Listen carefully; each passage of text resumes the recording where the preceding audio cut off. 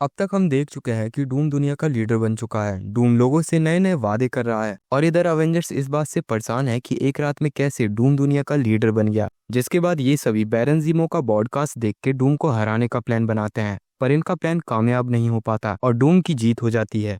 अब आगे इस इशू की शुरुआत एरिजोना सिटी से होती है, जहां फैंटास्टिक फोर क्रिमिनल्स को पकड़ रहे हैं। जहां पर रीड रिचर्ड्स कहता है कि बिल्कुल बर्दाश्त करने लायक नहीं है, लेकिन हमें इसे बर्दाश्त करना होगा क्योंकि हम पहले भी धोखा खा चुके हैं। लेकिन इसमें हमारा भी फायदा है, हम नेताओं की नजरों से बाहर हैं और कुछ नागरिकों ने डूम का स्वागत भी किया। इतने में जॉनी स्टॉर्म कहता है, मैं अभी भी विश्वास नहीं कर सकता कि कोई डूम को अपना सम्राट मान सकता है। रीड रिचर्ड्स दोबारा कहता है, मैं डूम के बनवाए हुए यूनिवर्सिटी और स्कूल पे नजर रख रहा हूँ। जॉनी स्टॉर्म कहता है, ग्रेट, तो क्या मैं उसे जला दूं?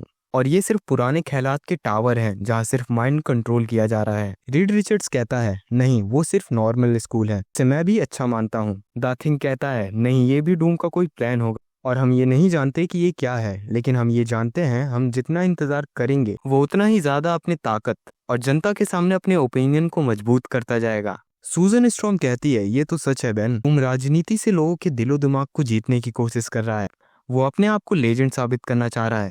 और ये सब ऐसे ही बात करते करते क्रिमिनल्स को पकड़ लेते हैं। इतने में सूजन स्टॉर्म की बेटी वलेरिया रिचर्ड्स का कॉल आ जाता है।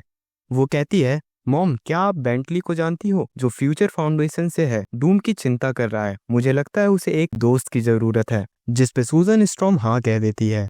जिसके बाद कॉल कट हो जाता है। फिर द थिंग कहता है, हम डूम को बहुत आसानी से हरा सकते हैं, बस हमें उसे जनता के सामने एम्बैरेस्ड फील कराना होगा। जिसके बाद ये लोग ऐसे ही डूम को हराने की तरकीब एक दूसरे को बता रहे होते हैं, पर बैक्स्टर बिल्डिंग में कुछ और ही चल रहा होता है। सूजन स्टॉर्म की बेटी टेलीपोर्टेशन डिवाइस का इस्तेमाल करके बैक्स्टर बिल्डिंग में आ जाती है, जहाँ पर डॉक्टर डूम पहले से ही होता है। जहाँ पर डूम कहता है, मैं तो सोच रहा था बैक्स्टर बिल्डिंग की सिक्योरिटी बहुत हाई होगी, मेरे को मैजिक का इस्तेमाल करना होगा, पर उसकी जरूरत नहीं पड़ी।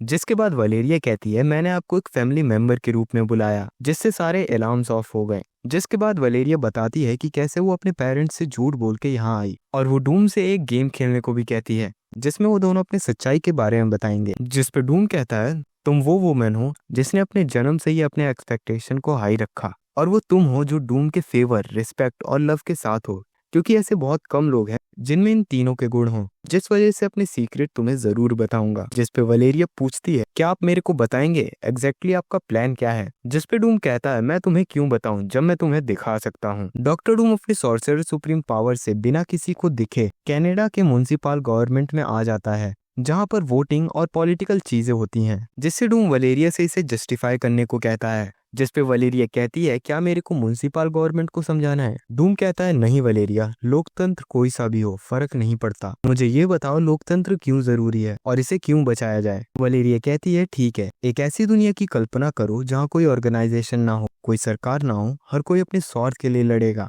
कोई न्याय नहीं होगा, केवल और केवल अराजकता हुई। तुम इस बात पे कहता है, तुमने बिल्कुल सही कहा, जब हर एक इंसान स्वतंत्र होता है तो ना ही किसी के ऊपर नियंत्रण होता है और ना ही मोरालिटी बचती है, और इसमें सिर्फ ताकतवर लोगों का फायदा होता है। ताकतवर लोग ही अपने स्वार्थ के चलते अथॉरिटी बनाते हैं और उन्हें कंट्रोल करते हैं, जिस वजह से प्रोग्रेस रुक जाती है।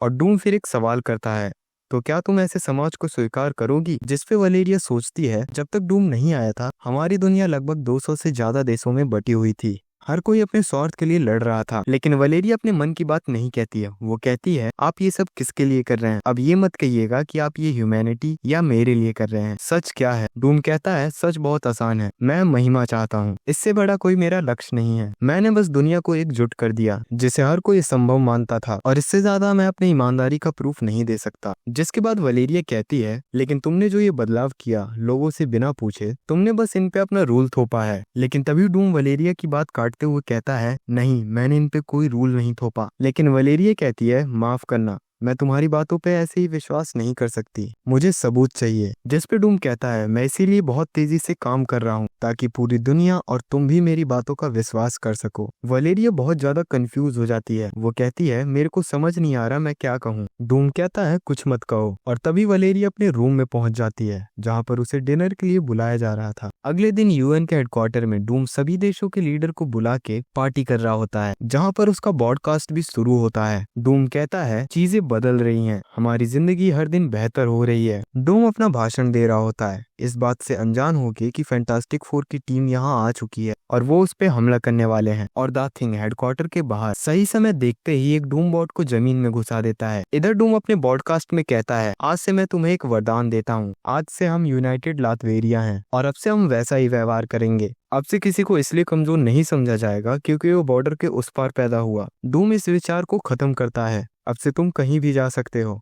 मैं तुम्हें ओपन बॉर्डर्स का तोहफा देता हूँ। मैंने तुम्हें स्कूल दिए ताकि तुम्हारा दिमाग बेहतर हो, हॉस्पिटल दिए ताकि तुम्हारी हेल्थ अच्छी हो, और अब से मैं तुम्हें आजादी देता हूँ, जहाँ चाहे वहाँ जाओ। और याद रखो, ये तुम्हारे नेता कभी नहीं कर सकते थे, लेकिन सिर्फ डूम ने किया और सिर्फ डूम ही तुम्हें बचा सकता है। और बाहर फैंटास्टिक फोर डूम बॉट से लड़ते हुए बिल्डिंग के अंदर आ जाते हैं और अंदर आते हुए ह्यूमन टॉर्च कहता है, हम यहाँ तुझसे ये कहने आए हैं, तुझे कोई पसंद नहीं करता है। सूजन स्ट्रॉम भी कहती है, जो लोग तेरे से आजादी चाहते हैं वो कभी तेरे सामने नहीं झुकेंगे। इतने में डूम कहता है, रीड रिचर्ड, तुम और तुम्हारा बेहुदा परिवार हमेशा मुझ पे हमला करने को तैयार रहते हैं, पर एक सवाल, अगर तुम इतनी जल्दी मुझसे लड़ने के लिए तैयार हो सकते हो तो क्या तुम उतनी ही जल्दी इन मासूमों से लड़ सकते हो? और इतना कहते ही सारे वेटर्स गन से एम कर देते हैं। सुनो फैंटास्टिक फोर, ये साधारण और आम लोग हैं, ये तुम्हारे जैसे ऊंचे टावर में नहीं रहते, इनके पास कोई दूसरा रास्ता नहीं है। ये वही जनता है जिन्हें तुम प्रोटेक्ट करने की शपथ खाते हो। क्या तुम रीड रिचर्ड्स इन पे हमला करोगे, या फिर तुम सूजन स्ट्रॉम, तुम कोशिश करोगी अपने फोर्स फील्ड से, जैसा तुमने बाहर सिक्योरिटी गार्ड्स के साथ किया? लेकिन इससे पहले जान लो, इनके हाथ में जो हथियार है वो अगर जबरदस्ती छीनने की कोशिश की तो वो वहीं फट जाएगा और ये सब मारे जाएंगे। क्या तुम इन्हें मारना चाहोगे? जॉनी ब्लेस कहता है, ये तुम्हारा इस्तेमाल कर रहा है। रीड रिचर्ड्स कहता है, नहीं जॉनी, ये सब जानते थे कि ये हथियार कैसे काम करता है, तब भी इन्होंने इसे उठाया। डूम फैंटास्टिक फोर को बहुत उकसाता है, पर रीड रिचर्ड्स उन पे हमला नहीं करता। डॉक्टर डूम अपनी महानता को दिखाने के लिए द थिंग को अपनी पावर से हवा में उड़ाता है और उसे द थिंग से बेंजामिन ग्रिम दोबारा बना देता है और डूम वहां से जाने लगता है और ये कहता है, मुझे लगता है कि फैंटास्टिक फोर ने ये जो नुकसान किया है उसका फाइन ये लोग जरूर भरेंगे, नहीं तो वरना इन्हें गिरफ्तार कर लो। और अगले पैनल में हम लोगों को बहुत खुश देखते हैं, हर कोई डूम के नए रूल और नई चीजों से खुश है। और इधर एवेंजर्स टीम से कैप्टन मार्वल कहती है, हम हार रहे हैं, हमें ये नहीं पता कि हम लड़ किससे रहे हैं, इसलिए मैं दो तरफा लड़ने का सुझाव देती हूँ ताकि हम सच का पता लगा सके। जादूगर और जासूसी की टीम को स्कारलेट विच संभालेगी और कैपिटल में जाके नेताओं के करीब जाएगी